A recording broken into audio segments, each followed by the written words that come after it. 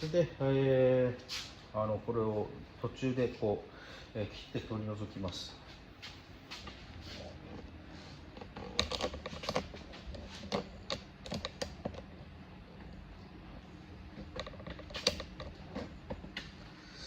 場所で言うとですね、ちょうどこれなんですけど、この分かりますかね、この黒いやつなんですけどね、これを、ちょうどここからですね、ここから、2ミリぐらい下がったところで、カッターをこう入れまして、で、剥がしていきます。で、塗るときはここまで塗ってしまって、で、これでこうかぶせようかなと、思ってます。そうすればですね、見栄えは